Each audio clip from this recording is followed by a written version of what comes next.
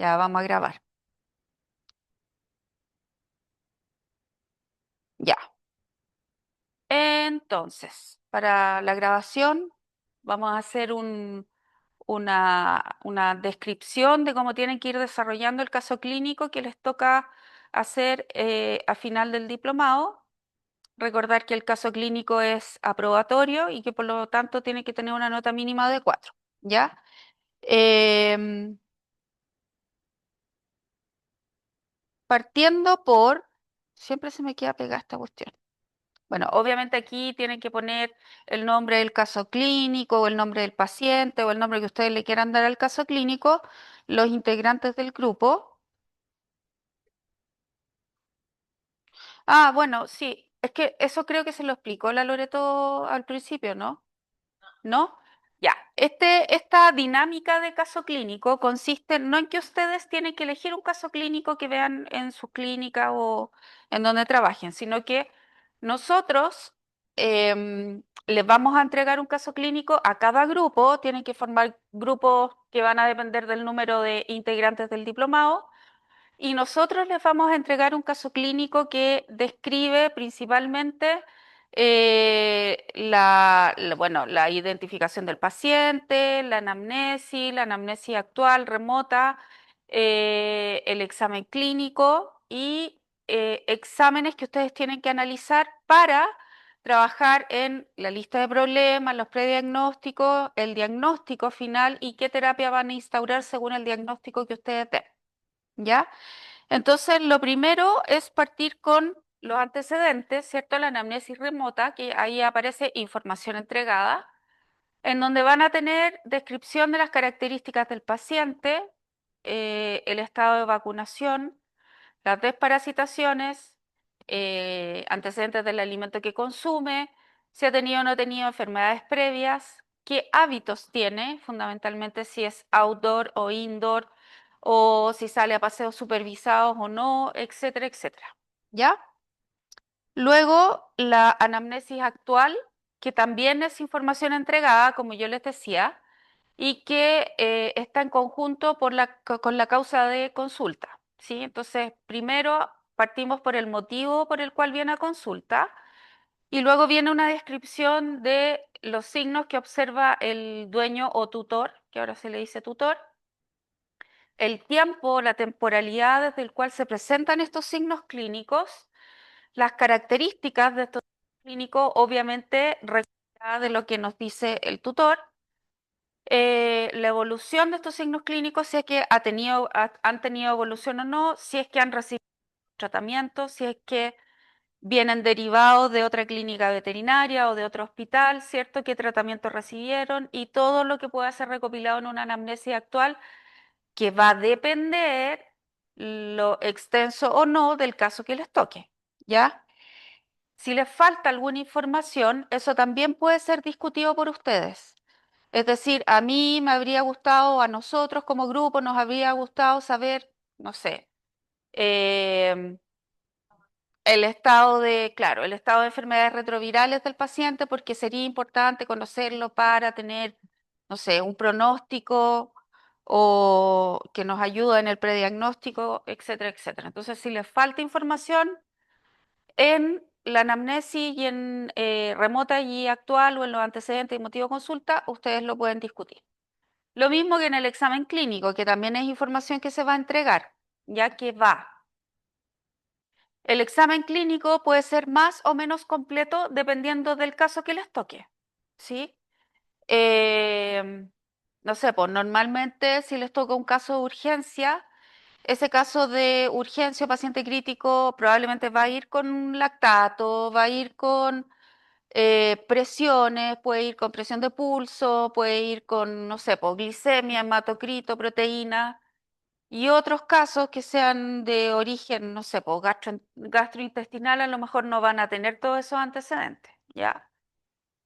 Em, lo mismo que con los antecedentes y la anamnesis, si ustedes consideran que hay algo del examen clínico que les falta como información, también se puede discutir. Ojo que esa discusión es siempre y cuando ustedes justifiquen bien el por qué les gustaría tener esa información, ¿ya? Y aquí viene lo más conflictivo de todo el desarrollo del caso clínico. Lo que más les cuesta normalmente es armar la lista de problemas.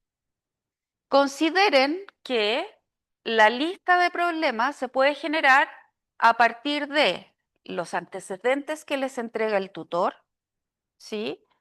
A veces hay casos clínicos que vienen con exámenes que los entrega el tutor y que ustedes también deberían analizarlos, y los antecedentes del examen clínico que se realiza en consulta, ¿ya? ¿Cuál es el principal punto controversial de la lista de problemas? Es que ustedes de alguna manera tienen que jerarquizar los signos clínicos o los antecedentes que les entregan en la anamnesis por relevancia, ¿ya? Y aquí vamos a marcar una diferencia.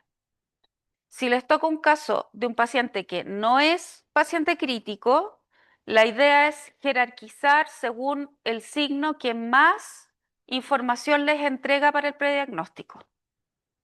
Ejemplo, perro que vomita hace 2 semanas, que ha presentado cuadros de diarrea con, no sé, moco y con trazas de sangre fresca. Últimamente no ha querido comer, se encuentra decaído y el tutor señala que le ve un color raro en las mucosas. Y en el examen clínico se define que el color raro en las mucosas es ictericia. ¿Ya? Entonces, obviamente que entre el vómito y la ictericia, el más importante o el que les entrega o les ayuda a definir más el prediagnóstico es la ictericia. El vómito es un signo muy común y general para un montón de enfermedades. Y en segundo caso vendría la diarrea, ¿cierto? Que tiene características, en este caso, intestino grueso. Esa es la idea.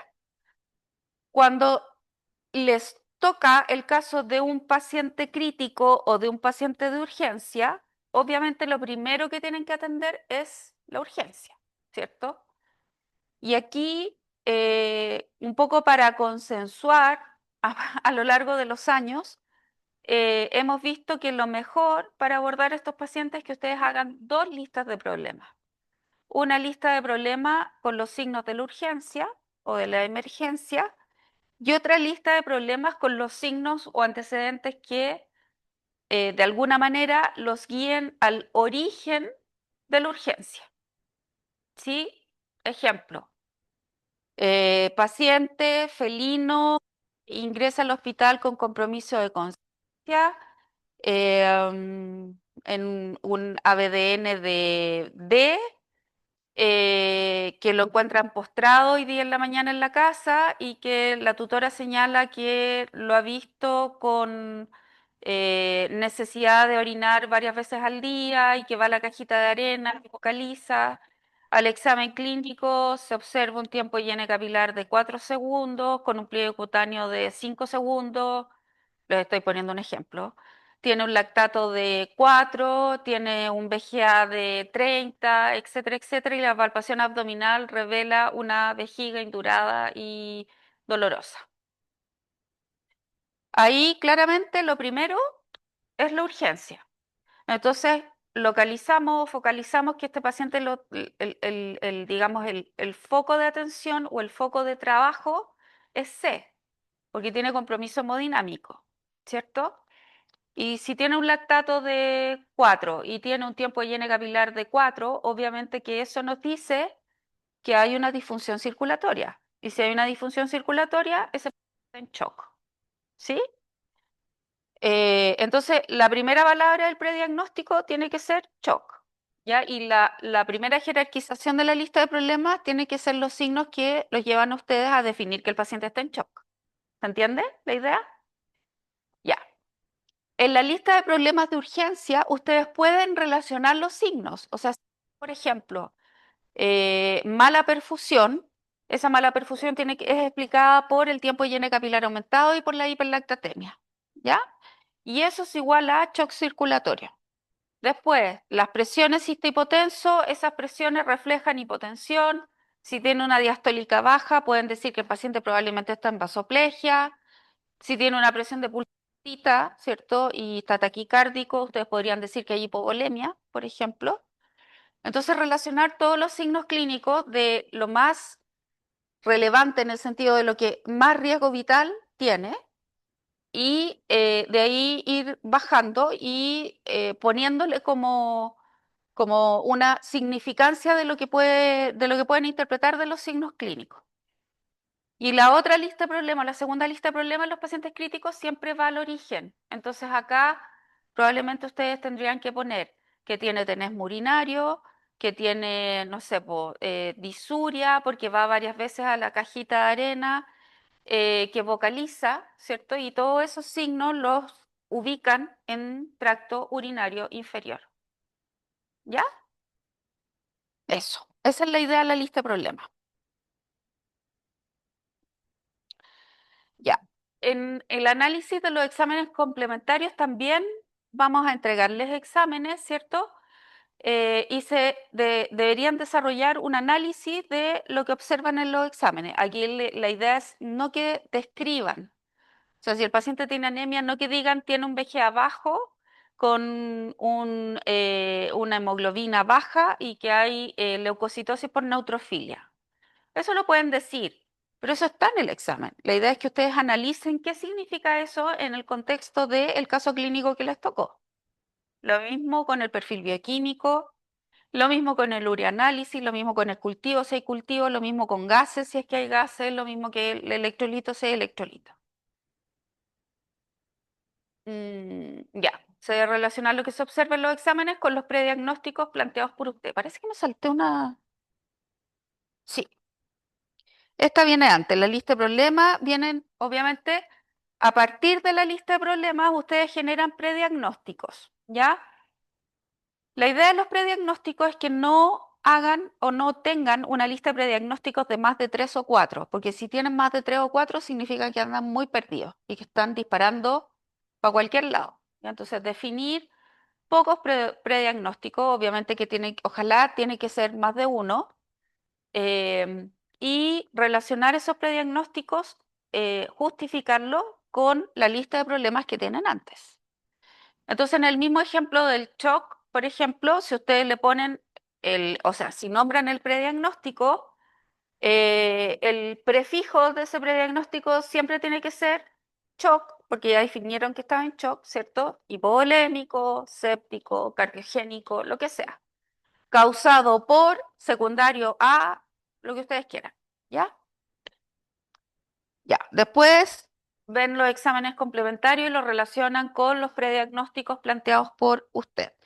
Lo mismo aquí, si ustedes consideran que no les entregaron todos los exámenes complementarios que les habría gustado tener, lo pueden discutir, ¿cierto? Siempre y cuando justifiquen bien el por qué necesitan el examen complementario que les habría gustado tener. Después de el análisis de los exámenes clínicos, los exámenes complementarios, perdón, que en el fondo, si ustedes analizan bien el examen complementario más todos los antecedentes de antes, ustedes podrían eventualmente llegar a un diagnóstico, ¿ya? Puede que no sea el diagnóstico definitivo, puede que sea otro diagnóstico diferente al que nosotros tenemos pensado para el caso clínico, pero eso no importa, lo que importa es cómo lo justifiquen y cómo relacionen ese diagnóstico con todos los antecedentes que se les entregaron, ¿ya? Entonces, a partir de lo anterior, debe emitir el diagnóstico más probable, justificarlo y plantear una discusión crítica al respecto. Análisis, en el fondo, ¿ya? Razonamiento clínico. Se plantea la necesidad de realizar otros exámenes para llegar a un diagnóstico más concluyente, solo si es necesario y pertinente. O sea, no sé, ese gato que venía obstruido del ejemplo y que estaba en shock hipovolémico, probablemente, eh, a mí me habría gustado tener una gasometría para poder analizar, por ejemplo, el estado ácido-base del paciente, porque es importante determinar si está en acidosis metabólica, porque la acidosis metabólica determina una alteración en los electrolitos, etcétera, etcétera, etcétera. ¿Ya? Pero si digo, a mí me habría gustado tener, por ejemplo,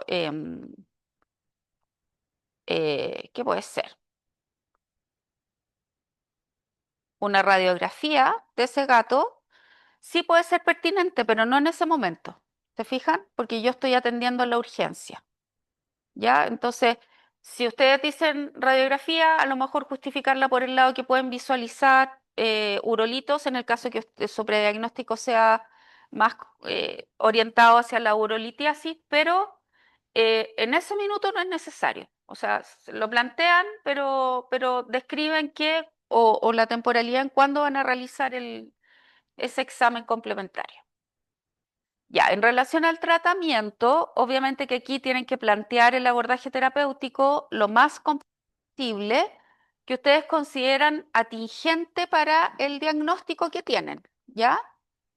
En este caso, si el paciente necesita fluidos, plantear qué fluido, plantear cuánto, plantear si necesita volemización o no necesita volemización, etcétera, etcétera, etcétera. Manejo farmacológico, la idea es decir, yo le voy a poner, no sé, metoclopramida a este paciente porque está con hilio producto de la hipoperfusión. Entonces me gustaría que con el efecto proquinético regularicemos la motilidad intestinal. Manejo alimentario, si es que es pertinente o no. Hay pacientes que deberían empezar a nutrirse al tiro, otros que no, y que hay que esperar un poco de tiempo. Y lo importante es que seleccionen una terapia para el diagnóstico. No que me digan, podríamos ponerle metoclopramida más loperamida más ranitidina o famotidina o omeprazol eventualmente, justificando el por qué se pueden usar todos esos tratamientos, porque no lo vamos a hacer en la realidad, ¿sí? La idea es que ustedes planteen el tratamiento que efectivamente van a hacer y no todas las alternativas que tienen. Yo elijo metoclopramida por estas razones, ¿sí? Lo mismo con los antimicrobianos, o sea, si ustedes dicen, le voy a dejar, no sé, ampicilina endovenosa, ampicilina en infusión continua, justificar por qué eligen la infusión continua, porque es un paciente séptico, qué sé yo, bla, bla, bla, entonces se la voy a dejar por 24 horas para lograr una concentración mínima inhibitoria, qué sé yo, bla, bla, bla, porque es un antibiótico tiempo dependiente, todo lo que ustedes quieran decir, ¿ya? Pero no decir, le voy a poner ampicilina, pero también le puedo poner cefalosporina, pero también le puedo poner metronidazol, pero también le podría poner, no, ustedes eligen el tratamiento pertinente para el paciente. La parte del pronóstico también a veces es un poco controversial porque es muy clásico que planteen un pronóstico reservado, ¿ya? Yo no encuentro hay profesores que les carga que uno diga pronóstico reservado y que solicitan que el pronóstico sea o bueno o malo y justificar por qué. Pero a mí no me parece tan desquiciado decir que es un pronóstico reservado porque si les toca un paciente crítico, por ejemplo, ustedes van a hacer la atención primaria, ¿cierto? Van a tratar la urgencia, pero depende cómo responde ese paciente el pronóstico que tenga. A lo mejor lleva mucho rato hipodinámico y va a responder mal y el pronóstico va a ser peor, o a lo mejor tiene un Glasgow más alto y el pronóstico va a ser peor. Entonces, obviamente que si ustedes consideran que en el minuto de la atención no pueden dar un pronóstico, a mí no me parece efectivamente un mal abordaje, ¿ya? Y la bibliografía, que es importante que consulten bibliografía, ojalá con no más de 10 años de antigüedad, aunque igual yo considero que hay papers que marcan pautas, ¿cierto? Y que son importantes de leer. Ojalá que no sean solamente links de revistas o de páginas de internet, ojalá que sea Wikipedia, y que sea una bibliografía un poco más sólida y consistente, ¿ya? Ahora, lo importante es que entiendan que no requieren realizar una revisión bibliográfica describiendo la enfermedad. O sea, no es necesario que si el paciente tiene una cistitis idiopática, ustedes hablen de la fisiopatología de la cistitis idiopática o que describan todo lo que tiene que ver con la cistitis idiopática en cuanto al diagnóstico, en cuanto al tratamiento. No, hagan un análisis del caso y que dentro del caso hablen de la fisiopatología o hablen de, no sé, po, de la fisiopatología relacionada con el tratamiento, etcétera, etcétera, pero no como una revisión bibliográfica aparte. ¿Se entiende, o no? Ya, súper. Y eso es. Suena como súper sencillo, pero yo sé que es súper complicado, pero no, no es tan complicado. Hay que como agarrarle el hilo. Y ahora la doctora Fuentes, para que tengan un ejemplo más conciso de lo que yo les acabo de decir, les va a presentar un caso clínico, ¿ya? Para que vean cómo deberían trabajar y cómo se debe ordenar. Ya, yo me despido, que tengan un buen fin de semana, espero que les haya servido esto. Se los voy a subir igual a un curso para que lo tengan, ¿ya? Em, los casos clínicos, no me acuerdo cuándo es la fecha de presentación. El 16 de enero, entonces cerca del 16 de diciembre se los vamos a entregar, porque les damos como un mes para que trabajen. No, los grupos los forman ustedes. Vamos a ver cuántos hay y ahí decimos grupo de 5, de 6, de 7, pero lo forman ustedes y ustedes nos dan la información después como para configurar el número de grupo y entregarle el caso clínico a cada grupo. Es absolutamente aleatorio, no es dirigido, para que no crean que ya este me cae mal, le voy a dar uno más difícil. No, aparte que ninguno me cae mal, así que eso. Muchas gracias por la presencia. Y le paso la...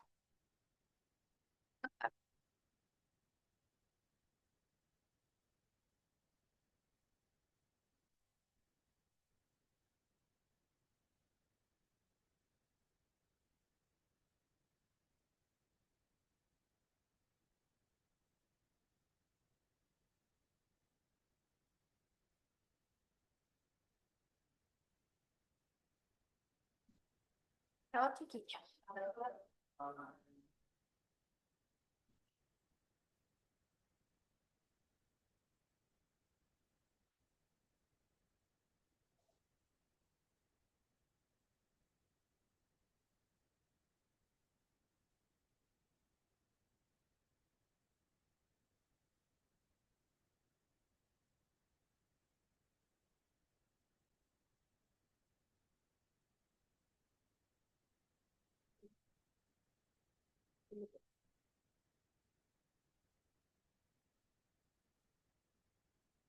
Ya. Esperando que cargue. No sé, no sé, no sé qué. ¿Me escucha bien en la casa?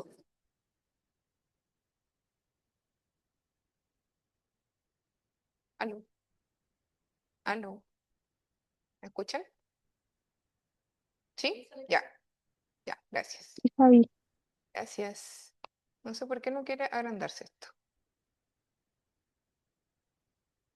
¿Y sí?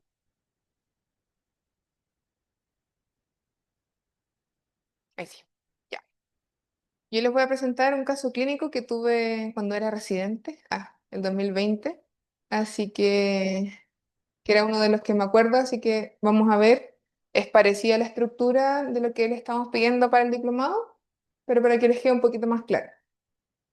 Bueno, entonces, mi caso era de un felino con vómitos crónicos. La identificación del paciente, que eso, obviamente yo escogí este caso porque fue un paciente del hospital, pero va a ser más o menos parecido a lo que nosotros les vamos a presentar. Era un felino doméstico pelo corto, una hembra esterilizada de 14 años, de un peso de 3,5 kilos. El motivo de consulta fue una derivación desde el servicio de oncología para cirugía de extirpación de una masa en colon. Esto fue más o menos el mayo del 2019. Dentro de la anamnesis remota, la tenencia era desde gatita, nació en la casa, vivía con dos gatitos más sanos, era outdoor, come pellet adulto, tiene vacunas y antiparasitarios internos y externos al día.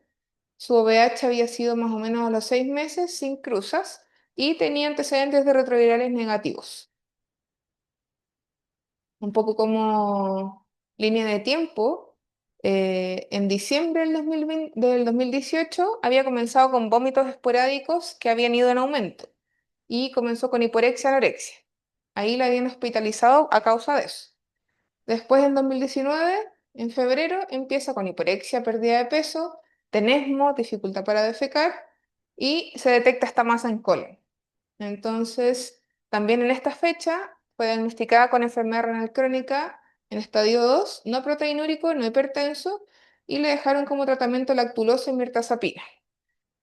Ya pasando a marzo de 2019, le colocaron un tubo esofágico, porque no estaba comiendo, y le diagnosticaron también una cardiomiopatía hipertrófica asimétrica por un soplo 3 de 6 sistólico de Apex, y le dejaron tratamiento de atenolol y furosemida.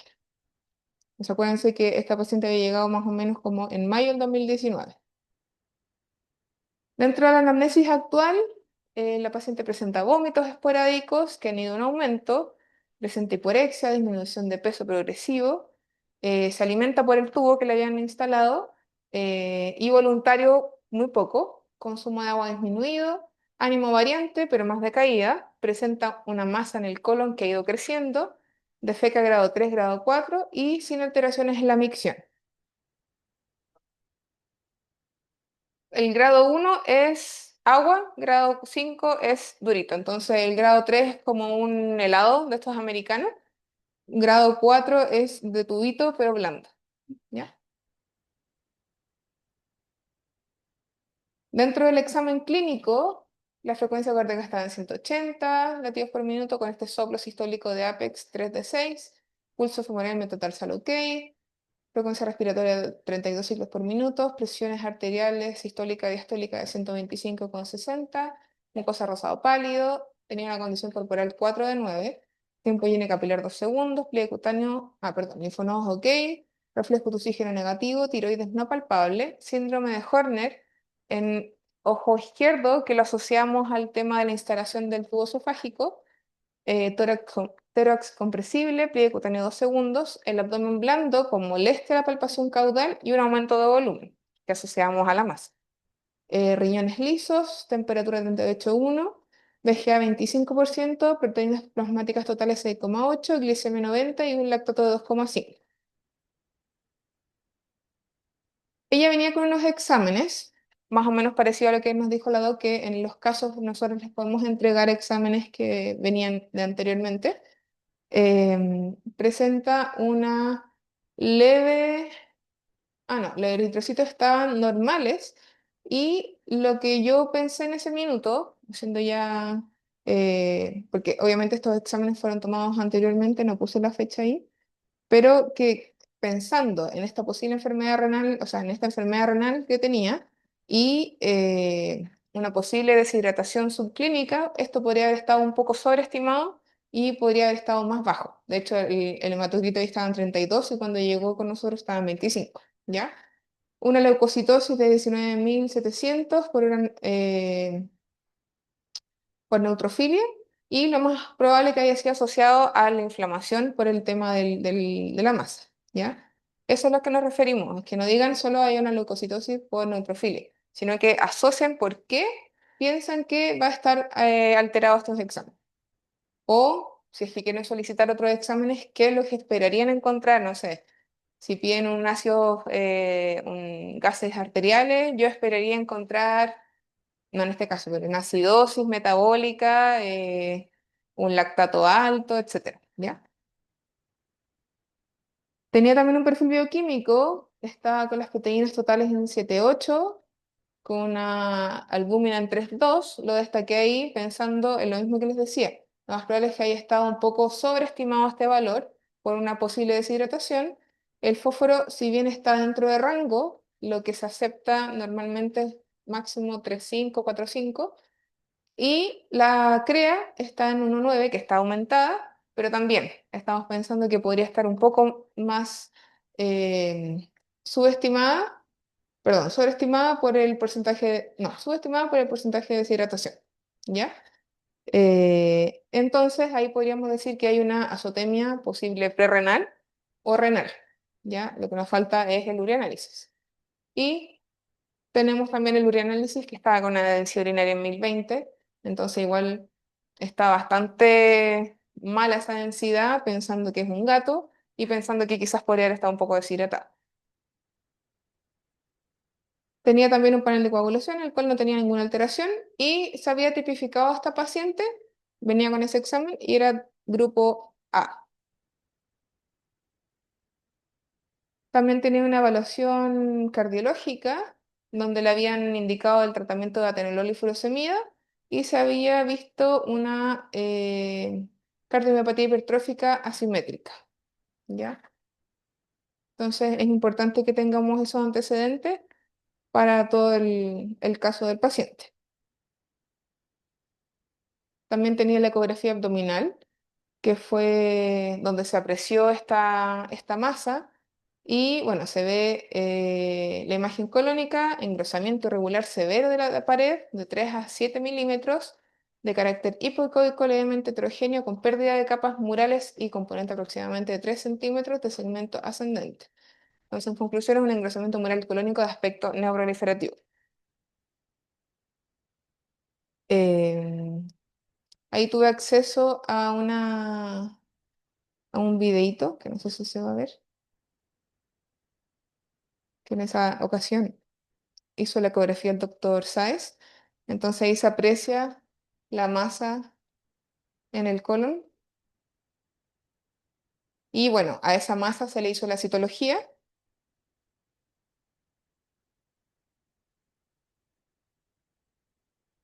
y resultó ser compatible con células de carcinoma. Todo esto venía la paciente con esta información, ¿ya?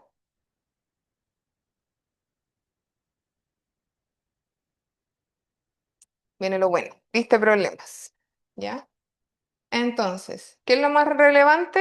Es que tenía una masa, ¿ya? Entonces, que se ve una masa de aspecto neoproliferativo en colon ascendente, la citología que ya teníamos, que era compatible con células de carcinoma, tiene esta cardiomyopatía hipertrófica con este soplo 3D6 sistólico de ápex izquierdo, y después vamos un poco más a lo que es un poco más no tan específico, como los vómitos crónicos, la hiporexia, anorexia crónica, pérdida de peso progresiva, dolor abdominal con aumento de volumen, el aumento de volumen, deshidratación del 100%, em, el hemograma con los eritrocitos límite inferior, leucocitosis con neutrofilia, pensando en esta inflamación crónica, las proteínas del límite superior, la hiperfosfatemia y la isostenuria. Ahí me faltó la azotemia renal prerrenal.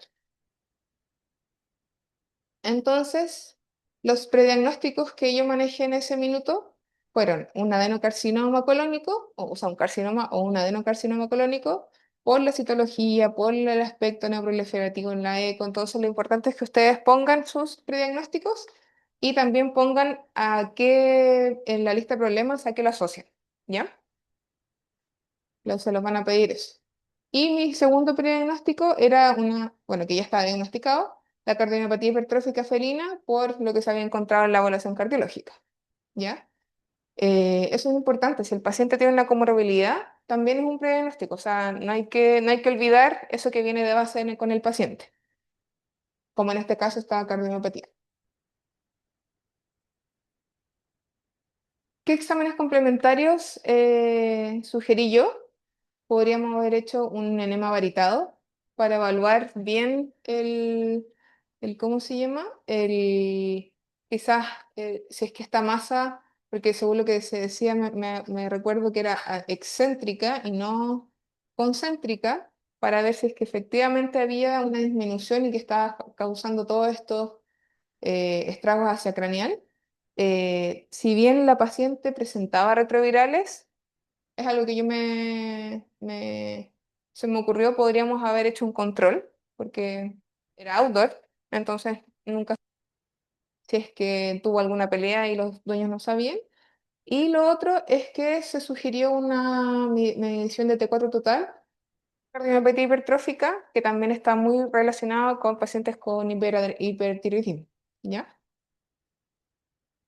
Ahora, en esta ocasión, o sea, en este momento, ustedes deberían, si es que, por ejemplo, al paciente solo le entregaron hemograma perfil y a ustedes les hubiera gustado tener un TAC, una resonancia magnética, etcétera, podría ser el momento de decir, quizás me faltó este examen para ver ¿ya?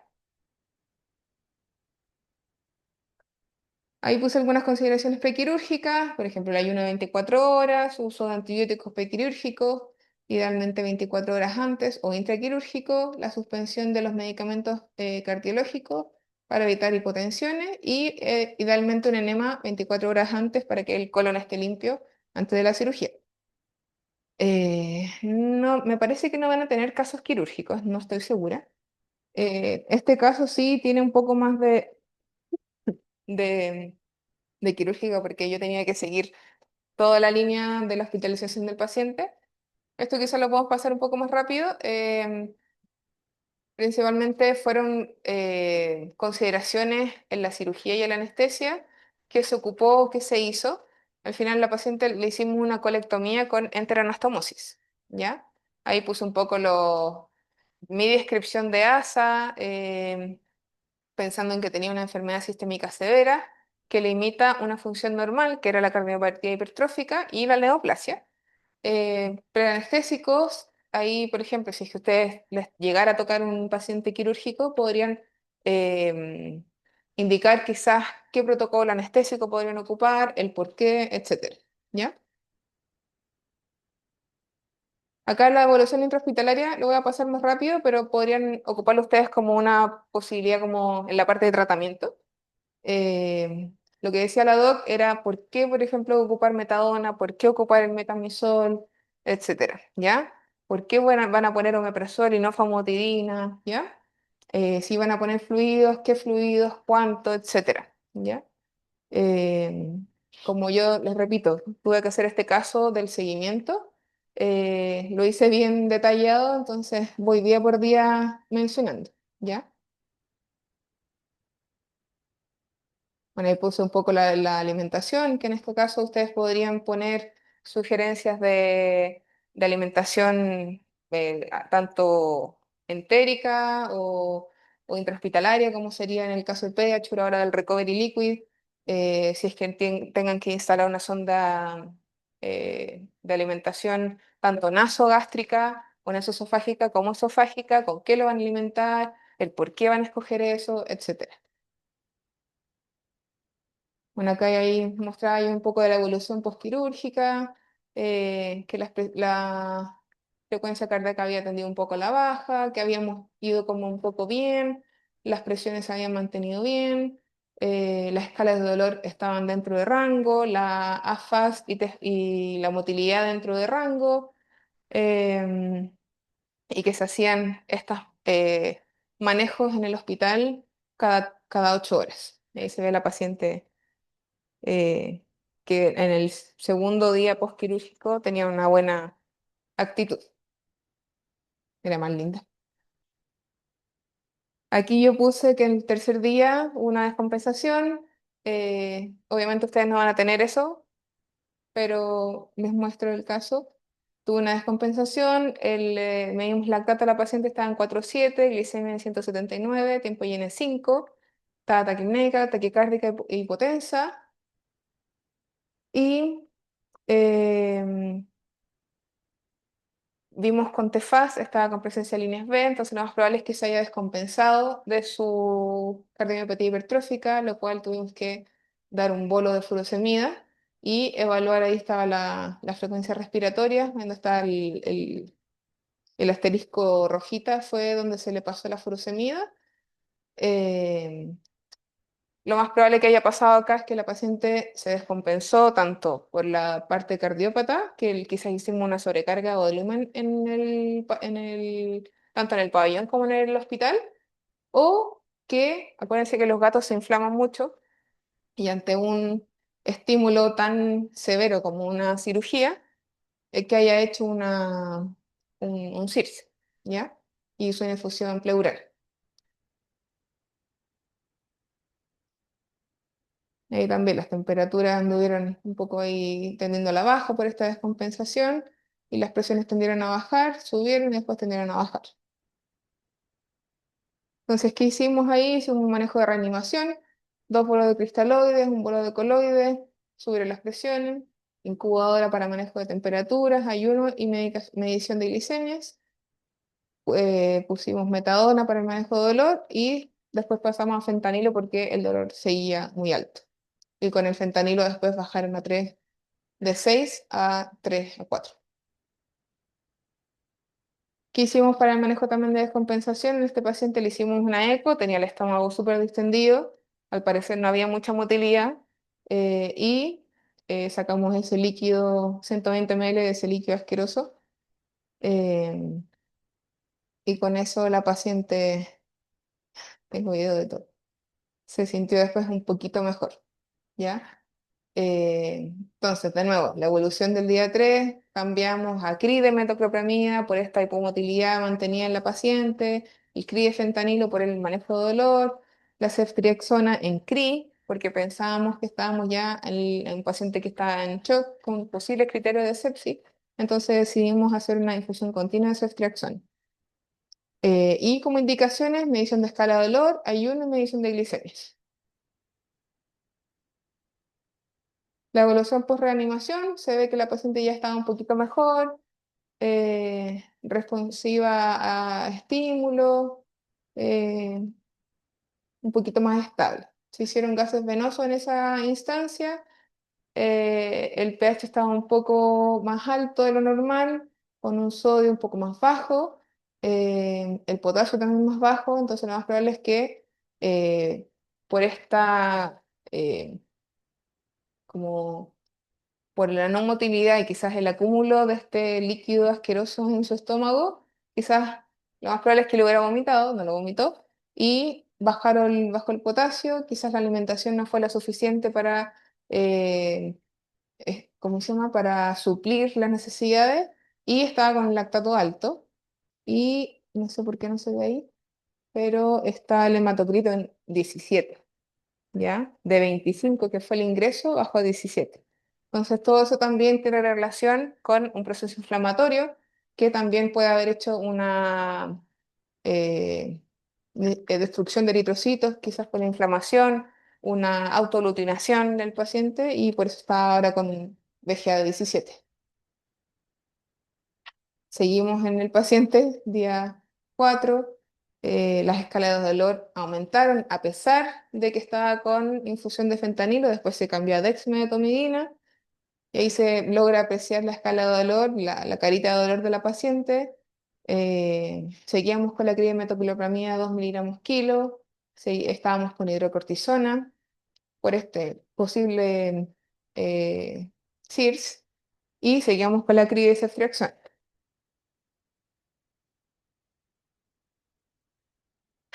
Eh, Tuvimos un decaimiento severo de la paciente, dolor a la palpación abdominal, aumento de la escala de dolor y las mucosas pálidas, que también se asociaba al VGA y a las hipotensiones. Entonces hicimos una nueva lista de problemas.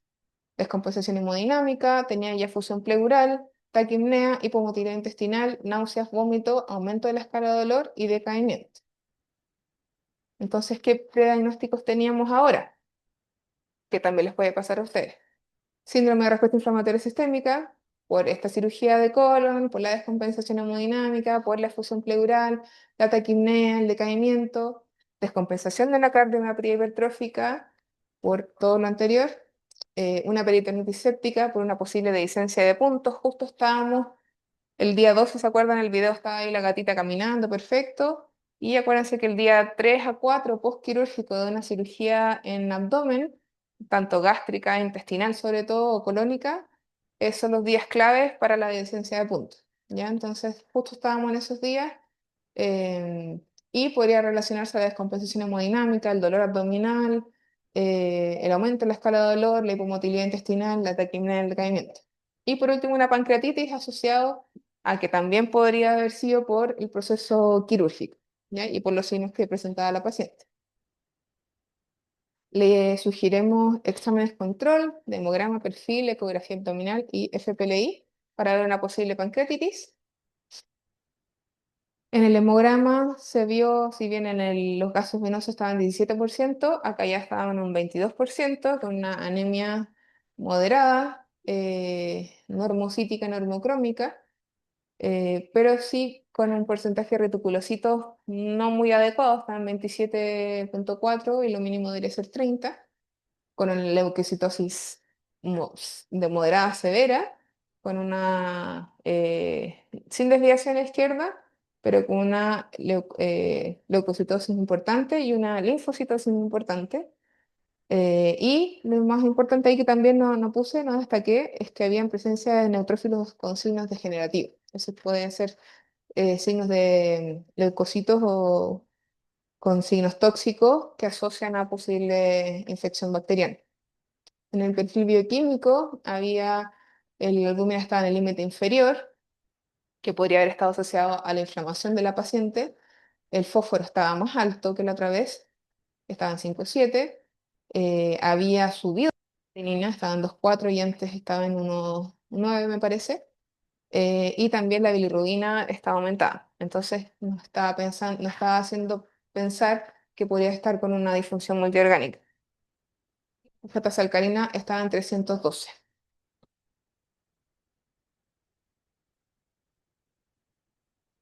Se hizo la ecografía control y se aprecia líquido libre en el hiperecoico en abdomen. em, Se vio también una pancreatitis, el peritoneo reactivo alrededor de los puntos y una hepatomegalia. Se pensó ahí con estos antecedentes que obviamente podría haber habido una dehiscencia de puntos y se habló con la familia y se puso en la pesa intentar reoperar o decidir la eutanasia. Bueno, se decidió la eutanasia. Ahí tenemos unas imágenes de la necropsia, en donde al final se vio que había dehiscencia de 2 puntos. Lo más probable es que, bueno, ustedes saben que cuando eh, siempre el tejido es más friable, entonces se inyectó ahí, que se ve acá. Ay, tenía un video, no sabía, no me acordaba. Se inyectó un azul de metileno y se veía ahí donde estaba, obviamente se fue antes de abrir el colon y ahí se ve cómo se está filtrando, ¿ya? Eh, entonces, claro, es algo que puede pasar porque lamentablemente el tejido es más friable. Puede ser que uno vea un tumor, pero que alrededor haya más células neoplásicas y en esta zona no sabemos que hay cáncer, si bien uno saca con bordes amplios, pero estas cosas pueden pasar, ¿ya? El informe histopatológico llegó después y fue un adenocarcinoma intestinal y ya sabíamos un poco por el tema de la citología que se había hecho. Eh, Hay un poco de qué es lo que se mostraba, el carcinoma invasor. Y bueno, el diagnóstico definitivo de este paciente, lamentablemente, fue una peritonitis séptica por una dehiscencia de puntos posterior a una colectomía más una enteroanastomosis de un adenocarcinoma colónico no inferior. Pronóstico, obviamente una cirugía de colon, hay mayor tasa de dehiscencia porque también en el colon hay más bacterias, entonces es bien complicado hacer una cirugía de colon, que no se vaya a infectar, todo eso. Eh, Como les decía, entonces hay una mayor cantidad de bacterias que en el intestino delgado, que son más o menos 10 por 10, o sea, 10 por 10 elevado a 10, ¿verdad? Bacterias por gramos de heces. Y bueno, el pronóstico ya de este paciente antes de entrar a cirugía era reservado mal, pero igual la idea era intentar ver cómo salía. Y eso. Eso es más o menos lo que tienen que hacer. Obviamente este caso estaba mucho más extenso porque tenía días de hospital y todo, pero la idea es que ustedes puedan, con la información que les vamos a entregar, ordenar un poco, ver lista de problemas, ver prediagnósticos, si les entregan exámenes complementarios antes, ver si es que les hace falta, para qué pedirían, ver cómo manejarían a este paciente, si por ejemplo necesita hospital, le vamos a poner Cerenia porque está con vómitos, no le vamos a poner una cría de antibióticos porque, como decía la doc, está con criterios de shock séptico. ¿Cuál sería la evolución que ustedes esperarían? Y quizás, depende de la evolución, obviamente, podrían indicar, no sé, pues si es que ya pasan ciertos días y anda bien, tratamiento para la casa y etcétera. ¿Ya? Eso. Como decía la doc, podrían después ustedes también hacer como una discusión de que les falta información, que siempre al final va a faltar información. Me hubiera gustado tener el antecedente de, no sé, si este paciente no hubiera sabido que era outdoor, quizás que me hubieran comentado si era outdoor porque podría haber estado el antecedente de que era leucémico, etcétera. Ya, este paciente, por ejemplo, yo pedí retrovirales control. Quizás anduvo mal también porque ahora estaba positivo, no lo sé, ¿ya? Entonces uno después puede ir pensando y se ve bien su, su síndrome de Horner, era muy bonita. Em, entonces, eso. No sé si tienen alguna duda acá en la casa. Está como el tema, no sé, el tema cómo sería el gato con vómitos crónicos, y eso sería como para un grupo, yo lo estoy en la casa. Eso. O sea, ¿qué vamos a hacer? Les vamos a mandar. Por ejemplo, como el inicio de mi presentación, ya, si Tommy, felino, de 10 años, antecedentes, como la anamnesis remota, anamnesis actual, si es que hay exámenes, si es que no hay exámenes, y desarrollo el caso. Eh, Eso vamos a hacer. Sí. Entonces, por ejemplo, yo acá tuve que estudiar cardiomiopatía hipertrófica, porque me podrían después preguntar, ya, y no podría haber sido que hubiera sido. Sí, podría haber sido hipertiroidismo y por eso yo sugerí también que podríamos haber tomado T4. No la tengo el resultado. También lo mismo, podría haber sido haberse descompensado también porque estaba un poco más inmunosuprimido quizás porque era leucémico ahora. Sí, también. ¿Ya? ¿Dudas en la casa? ¿Tiene tiempo para presentar? Les vamos a indicar cuando les mandemos todo. No me acuerdo cuánto es, creo que es como 20 minutos. ¿Cierto? Eh, no sé cómo lo vamos a hacer este año. Hay veces que después, al tiro respondo Romina. Hay veces que decimos que todos participen o hay veces que uno elige quién diserta y ojalá que después cuando esté en la ronda de preguntas no responda al mismo que presentó, por ejemplo. ¿Ya? O cosas así. Con respecto a la pregunta de Romina, vamos a ver cuántos integrantes son por grupo según cuántos sean. ¿Ya? Vamos a hacer el total y ahí les vamos a mandar la información. ¿Ya? Ahí ustedes se pueden elegir entre ustedes y cuando mandemos esa información, manden así como ya. Grupo X está compuesto por Carolina Díaz, Isidora Zurita, Tamara Quirós, Daniela Menares, María Francisca, etcétera. ¿Ya? Eso. Y ahí nosotros vamos a ir diciendo ya, el grupo tanto le tocó este caso, tome. ¿Ya? ¿Tienen alguna duda, chicos, en la casa? Igual, como dijo la doc, les vamos a mandar ¿cómo se llama? El cómo hacer la presentación. Vamos a mandarles las indicaciones, cuánto tiempo van a tener para exposición, em, cuándo se va a presentar, etcétera. ¿Ya? Sí, la evaluación sí, es grupal.